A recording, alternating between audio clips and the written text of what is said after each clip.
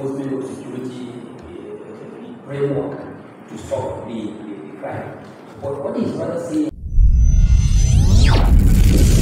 Touch TV News Channel. The best. The House of Representatives investigation carried on oil theft. Speaking on the investigation among the stakeholders, the chairman of the committee threw question among. Came out with distinctions from the West of Coventry West. So these are some of the programs. Apart from these, are just programs that hit directly on the use. When we talk about infrastructural development, we have a lot. Roads, bridges, and solar lights that put all over the place in the Niger Delta. But particularly when we come to communities, energy situation, we provide solar light backed water for the communities. Mr. Chairman, let me just help you. From what you do, what impact has it played in reducing oil theft? Can you give us one community that is engaged in oil theft, that you have deployed some of their services, that you manage to stop that activity?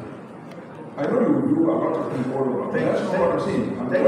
Just tell me, like you say, I'll give you an instance. Thank you for that Obeani Road. That has provided security agencies to be able to enter into these communities in Bayelsa State. But one thing I want you to understand is that no matter what you do for the communities, the criminal mind is the criminal mind. No, sir. That's not what I'm saying. The issue, let's look from the metropolis.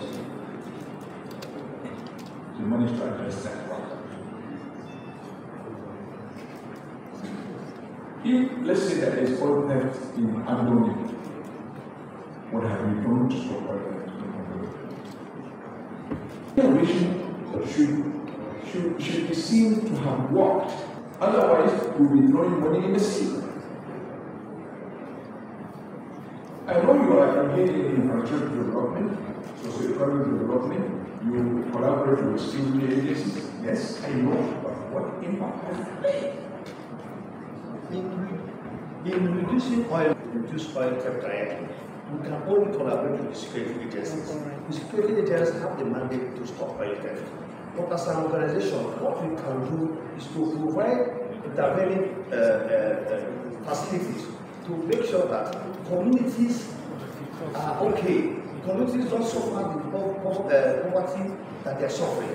These are the few things we can do. Because to stop oil theft will not be an easy feat, because you know the criminal minds. If they want to do, they will do. If you provide them everything, every social facility, roads, bridges, in fact, it will also aid them in increasing the oil theft. That's the criminal mind. You will provide bridges for them, you will provide motor cars to go and carry those materials. So what we're saying is that that mandate is for the security agencies. Thank you. Well, I don't know whether you got know much business to do with the enforcement of security framework to stop the crime. But what is rather saying that going by your statutory mandate as an agency that was meant to really move in their prosperity, to what extent can you now gain your mileage in the discharge of that duty? For as long as you continue to be lagging behind and those basic fundamental statutory duties of yours are not carried out judiciously and to the benefit of the people, then what the essence of the existence of the Nddc? Zero. So you will be able to also let us know, are you on duty? Not just on duty, are you doing the right thing? Because we are, some of us here are members. I was one time vice chairman Nddc committee. Yes. I served as vice chairman of this committee, Nddc committee, the committee of the House that supervises the activities of the Nddc as an organization. And we are quite aware and conscious of some of the fallacies associated with the operations of this agency of government, a child and a baby of this institution. So what Sarah's was simply trying to make out of the observation is that to what extent will you be able to gauge your mileage in terms of effectively addressing or discharging your duty, your statutory duty. For as long as you guys are limited, for as long as you guys don't do the right thing, you consider Nddc as simply like a retirement or interventionist body where people who retire either in public service or in I'm sorry, I'm encroaching probably into the duties of the standing committee of the Nddc. But we must have to, as a committee, promote and the immediate causes of oil theft. Me, I will not hesitate to tell you that shortfalls of the Nddc's statutory performance as an organization is contributing significantly to the problem of oil theft. If you guys can do the right thing, you take this point off the street. The huge amount of money that is being made available to the agency, 13% mobility, the 3% cost of production, so many other things that go to that. Because if you don't do the right thing, then simply you don't give way for the criminals, you are giving them licenses to operate. And that is what they are always guided by this feeling. Crude oil is, and I cannot afford to take 3 square meters. It may sound funny, but it's genuine. You give out crude oil that sustains Nigeria's economy in your own backyard, and yet you sleep in hunger. I want to be very frank with you, you guys must have to sit back. You have to do your duties, because if you are actually and effectively, definitely a lot of this medicine will be mitigated. Not only mitigated, they will not be found anymore. Because our kids, our youth on the street or in the creek will now be gainfully engaged in one sector or another.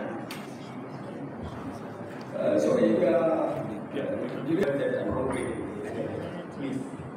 So if you have another question, please. The road is talking about, I'm actually from Nimbi myself. Since 1967, it has been on the drawing board of the federal government. It's Nddc, through collaboration with Shell, that achieved that project.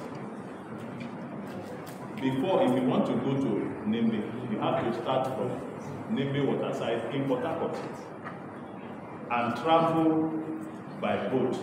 So the security agents are always afraid to go for any slight communal clash.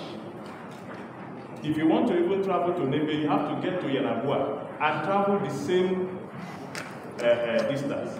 So we have been able, by reason of that single, been able to provide security, to intervene in any oil theft in that axis.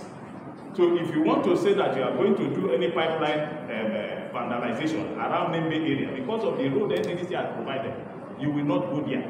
Because the security operatives, both Army and Navy, can get there at any moment's notice. In fact, because there is a road established now, they are trying to establish an outpost in Nimbi area that will also oversee the brass area that does not have a road now. So our infrastructure, it's in itself, is a major and cannot be undervalued in providing a solution to this oil theft. We have another project we are doing, the Okrika Borokiri Road. Infrastructure helps to give and bolster confidence to the security operatives to be able to fight oil theft. Because if you report that there is oil blowout in the flow station, the people went there to go and vandalize the wellhead. Who will go? Some of the boats that the Navy people have cannot even go on shallow waters. These people use canoes. When they get to that place, they carry the canoes on their head and run to the next creek. So the Navy people, when they get to the shallow water, they just reverse back. So when you intervene with infrastructure, it can never be underestimated. Infrastructure is the basic thing that we have been doing, sir. My brother, I get the point. Nobody says that, oh, we are not doing anything. But the fact is that even when you're talking of provision of infrastructure, what I said is that, are you guys doing the right thing at the right time? This road that you're talking about, do you know that I can tell you how long it took Nddc to build that road? Do you know how long it took Nddc to build that road? I know the time frame that took Nddc to build that road. 16 years. 16 years, my brother. That's our fault.